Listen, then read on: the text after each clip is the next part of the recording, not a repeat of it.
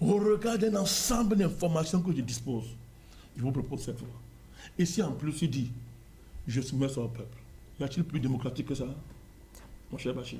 C'est une question. À un moment donné, il fait un peu que nous serons responsables. Très responsable d'ailleurs. Et Amara, normalement, la parole est à Maître Momo. Je vous ai vu lever le doigt. Je crois que le problème fondamental, c'est ce que le président vient d'évoquer. Oui. En fait, il est question d'une classe politique en Guinée. Oui. Vous savez, après la première génération de la classe politique en Guinée, de nos jours, c'est l'ancien sérail de l'administration reconverti en politiciens qui sont sur le terrain.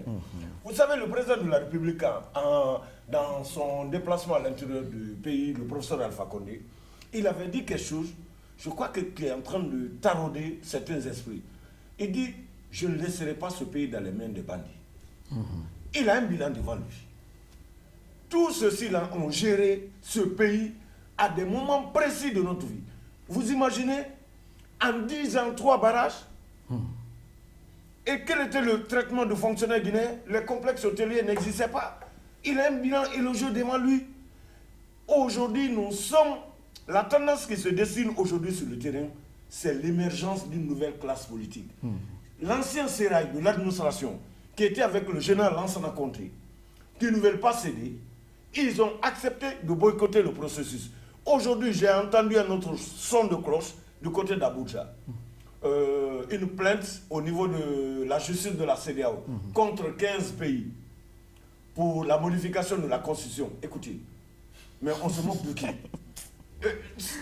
Si on veut consulter le peuple, mais alors, qu'on participe, on peut voter oui, comme on peut voter non. Mais où est le problème? À partir du moment que les experts ont fait le travail en profondeur, avec les commissaires issus de l'opposition, mais alors, où se situe le problème maintenant? C'est ça le problème.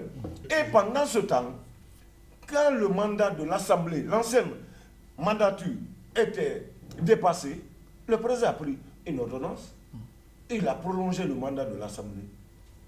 Et cette opposition siège à l'Assemblée. Il n'y a pas eu de cri. Mais alors, qu'est-ce qui se passe? On joue à quoi? Alors, c'est bien. C'est là où je reprends la parole, Maître Momo. Avant qu'il ne parle, une seconde. Wow, Donne-moi une seconde. Une seconde. Tu me donnes une seconde avant qu'il ne parle. Oui. Mon cher Bachir, je vais être long. Pourquoi ailleurs on peut modifier, changer, sans que personne n'écrit? Pourquoi en Guinée, quand on veut modifier, le monde veut s'arrêter?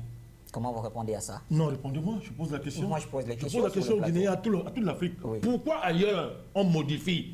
On est en train de modifier. On est en train de modifier ailleurs. Le monde entier applaudit. Tous ceux qui bavardent pour la Guinée, là, se taisent et couvrent le processus. Ils modifient. Ailleurs, on a modifié sous le parapluie de ceux qui viennent brailler aujourd'hui en Guinée, qui donnent leurs leçons. On est en train de modifier devant tout le monde. Les mêmes brailleurs qui braillent en Guinée voient cette prétendue communauté internationale. Ferme les yeux, protège. Qu'est-ce qu'il y a avec la Guinée? Pourquoi? Parce que le pays fait peur. Son émergence est en train de faire peur.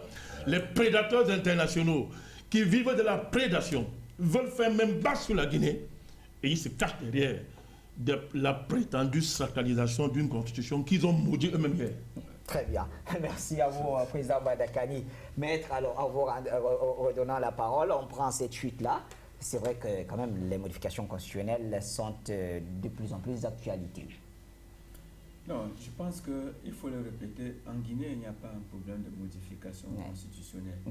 Il est question d'un outil de développement, et un outil de développement indispensable. Cet outil de développement, c'est une constitution qui sied aux paramètres de développement mis sur pied aujourd'hui en Guinée et qui sont ineffables, qui sont ineffaçables.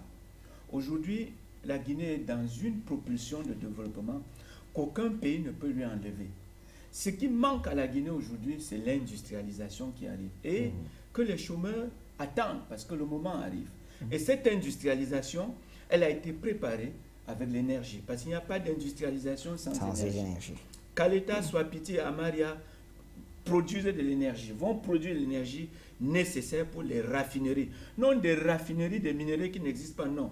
Il y a la bauxite en Guinée, en grande quantité et en bonne qualité aussi. Lors de cette exploitation, de cette raffinerie, les Guinéens vont trouver de l'emploi à profusion. Je pense que les pays de la sous-région vont approvisionner même la Guinée en termes d'employés. Bon, lorsqu'on regarde la Constitution, le projet de nouvelle Constitution, M. Bachir, lorsque nous entrons dans l'analyse purement juridique de la Constitution du 7 mai 2010, mais cela veut dire qu'en Guinée, il n'y a jamais eu de transition militaire. Ce sont toujours les militaires qui sont au pouvoir. D'où ce troisième mandat. Si vous voulez qu'on entre dans la tête des populations, revenons sur le plan de droit. Alors, c'est une constitution qui aujourd'hui est illégale.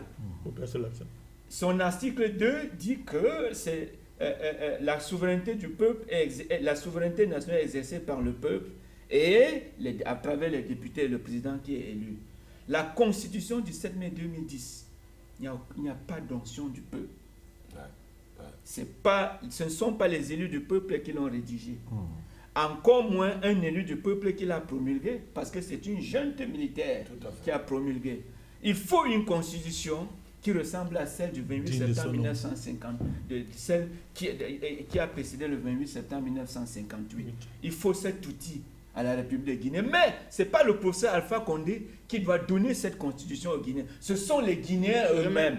Le professeur Alpha Condé a la responsabilité de soumettre le projet. Ce sont les Guinéens, peuple souverain, libre et indépendant, qui doivent décider de ce nouvel outil de développement. Parce que, lorsque vous regardez la scène politique guinéenne, l'homme neuf de la politique guinéenne, c'est Alpha Condé. Parce que tous les autres ont fait, tous les autres sont des routards de la politique guinéenne, qui ont occupé des gros postes de responsabilité. Malheureusement, dans ces postes de responsabilité, la Guinée a été plombée. Air Guinée n'existe plus. Le chemin de fer Conakry-Cancan n'existe plus. Créé en 1924. En 2002, ils étaient les promoteurs de la prolongation du mandat du général Lassana Conté. Lorsque vous regardez la Guinée, je dis les paramètres de la Guinée ne ressemblent à aucun autre paramètre de ce qui se retrouve aujourd'hui en Afrique. La Guinée aujourd'hui a le meilleur taux vrai de croissance, parce qu'ailleurs, dans les pays voisins, on parle d'un taux de croissance, mais celui-là, il est métaphysique. Celui-là, il est métaphysique. Et il est métaphysique parce que sur le terrain, il n'y a rien. Donc, le peuple guinéen doit se ressaisir. Et ceux qui entourent le professeur Alpha Condé doivent aider ce peuple, et le professeur Alpha Condé lui-même, à comprendre, parce que lui seul, de s'écouter un peu, pas expliquer la Guinée.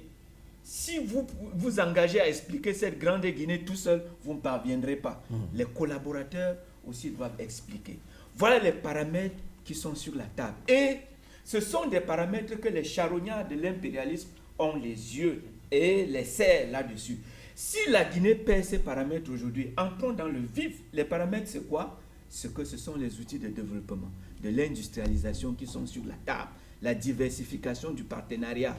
Et surtout, l'arme monétaire.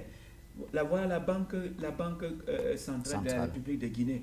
Mais, Président Bandaka, nous sommes en guerre depuis 10 ans pour avoir une banque centrale qui ressemble à une banque centrale. C'est-à-dire une banque centrale émettrice d'une monnaie. On ne parvient pas, le combat est tellement rude. Et c'est un combat qui a assassiné des chefs d'État africains. La Guinée est la seule table. Mais que veulent les Guinéens?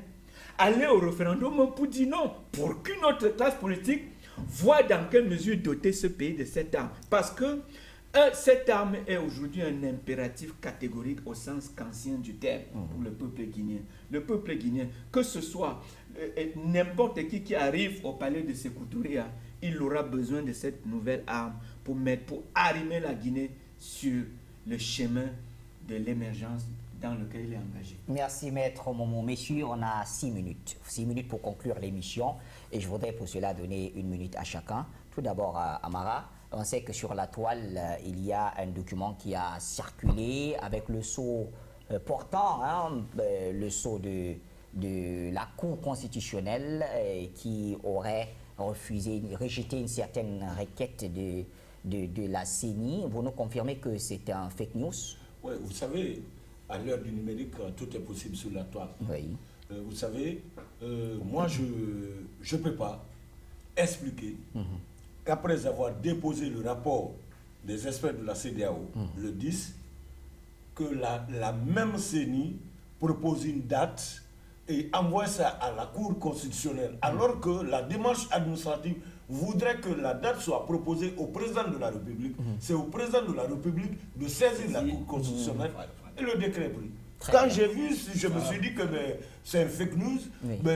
Soit nous avons l'intention d'attiser le feu pour embraser le pays, ou alors c'est une machine, ou alors mettre la pression sur le président à convoquer le corps électoral. Parce que là, la Parce que là, semaine on parlait dernière... de la date du 15. Oui, C'était quand même la au-delà semaine de- dernière, au siège du parti, Oui. du RPG Arc-en-Ciel, Ouais. il y a eu des protestations. On a invité le président à prendre le décret. Parce que les gens veulent partir aux consultations. Oui. On peut interpréter dans Alors là, ces- c'est l'aile dure du parti qui appelait. Ça peut être de l'aile du Ouais. parti ou alors de l'opposition. Mais toujours est-il que c'est fake news, ça ne veut rien dire. D'accord. Mais ce que je regrette, je n'ai pas entendu la réaction de la Cour constitutionnelle par rapport à l'information qui a circulé sur la toile. Voilà. Voilà qui est dit. Oui, mais docteur Yaïbi. Bon, ok. Quant à moi, je voudrais seulement dire à la communauté guinéenne, tout simplement que vous savez, le naturel et le surnaturel ne se ressemblent pas, et qu'il y a aussi l'original et la photocopie ne sont pas les mêmes choses. Et en réalité, les documents administratifs doivent être peaufinés, et surtout, d'ailleurs, même les responsables des institutions doivent véritablement avoir de regard là-dessus et pour essayer de corriger les manquements. Et ce qui est sûr et certain, comme venait de dire déjà le panéliste, en réalité, il devait avoir quand même le sursaut du président de la Cour constitutionnelle qui doit agir et mettre un peu de l'eau dans son vin ou peut-être éclairer au moins, n'est-ce pas, la lanterne nationale et la communauté internationale pour mettre fin à ce genre d'actions. Parce que sinon, il y aura le dérapage. Donc, j'invite une fois de plus les autorités, c'est-à-dire institutionnelles, d'avoir un regard et de sortir les aventures médiatiques pour permettre au moins, n'est-ce pas, aux Guinéens d'être clarifiés. Merci, docteur Yaïbi. Président Bandakani, c'est quand même une démarche assez connue, ce genre de pratique. Bon, c'est ceux qui ont peur du référendum, ceux qui n'ont pas intérêt à ce que le peuple soit convoqué. Évidemment, on veut créer le chaos. Vous savez, c'est terrible de vouloir opposer une cour constitutionnelle, n'est-ce pas, de vouloir opposer les institutions de la République les unes contre les autres. C'est très grave. C'est même un coup d'État que les gens veulent faire. Donc, vraiment, ne commentons pas. Très bien. Ce que je vais te dire, c'est que, Bachi, Je rappelle qu'on a une seule minute. non, je termine. Oui. Dans le même moment, d'une chose qui est très importante. Vous ne pouvez pas. Le constituant suprême, c'est qui? C'est le peuple. Le constituant. Celui qui constitue la Constitution. Oui. Au nom de qui la Constitution existe, c'est le peuple. Quand il y a des problèmes dans un pays et que les gens se querellent, qu'est-ce qu'il y a de plus constitutionnel que d'aller vers le constituant suprême? Le constituant originaire, comment on dit en droit, le peuple. Si les gens croient la Constitution, s'ils sont attachés à ça et qu'on dit que bon, allons voir le peuple, mais la Constitution, le peuple font un. Vous comprenez ce que je suis en train de dire? c'est On clair. va aller vers le constituant, C'est clair. le constituant originaire. Pourquoi il faut le faire? Parce qu'aujourd'hui en Guinée, il y a une contradiction entre le cadre juridico-constitutionnel et les perspectives d'émancipation du pays. Sur le plan économique et sur le plan politique, pour le bien des populations. Est-ce que c'est un crime de vouloir, pour harmoniser ça, pour réconcilier la dynamique de croissance, la dynamique économique qui est lancée dans le pays, la dynamique d'augmentation du niveau de vie et d'amélioration des conditions de vie, s'il faut réconcilier ça avec un cadre constitutionnel qui est plus adéquat, qu'est-ce qu'il y a de plus constitutionnel que ça, mon cher Baché? Non, il ne faut pas tromper le peuple. Il ne faut pas tromper le peuple. Maître Janvier Momo, c'est à vous donc que revient cette responsabilité de clôturer, de clore cette émission. Je pense que ce document que nous avons vu est vraiment incongru et contradictoire. Et, Même s'il était très bien élaboré. pour nous, c'est un coup d'état juridique. Oui. Et là, c'est le juriste qui parle. Voilà, parce que le président de la Commission électorale nationale indépendante ne peut pas laisser les experts en train de revisiter le fichier électoral et demander à la Cour constitutionnelle de proposer une date d'élection alors que le rapport d'experts qui ont été commis et qui sont même sous sa responsabilité, sous son regard, le rapport n'est pas entre les mains des populations guinéennes. Je pense qu'il faut passer cela, il faut passer c'est de bonne guerre. Alors, de bonne guerre. Et ce qui est aussi bien, si vous avez toujours la parole, Oui, la date du 22, pour le moment, elle est proposée. oui. On attend tout simplement, c'est ça? Oui, on attend la date du 22. Qui de droit doit décider? 22 mars 2020. Oui. Qui de droit doit décider? Ce que les Guinéens doivent comprendre, c'est que lorsque nous avons scruté tous les paramètres et les voyants économiques, sociaux, même politiques de la Guinée, le professeur Alpha Condé a engagé son peuple vers la longue marche politique, économique, sociale et constitutionnelle. C'est le peuple qui doit l'accompagner, qui décidera. Si la marche doit aboutir, comme la marche de Mao Tse-tung a abouti et transformé la Chine, ou si cette marche n'aura pas lieu. Merci, Maître Momo. La marche du président, professeur Alpha Condé, va-t-elle aboutir? Dans tous les cas, c'est au seul peuple guinéen d'en décider. Mesdames et messieurs, c'est ici que nous mettons un terme à cette autre édition. On se retrouve très très bientôt. Bonsoir.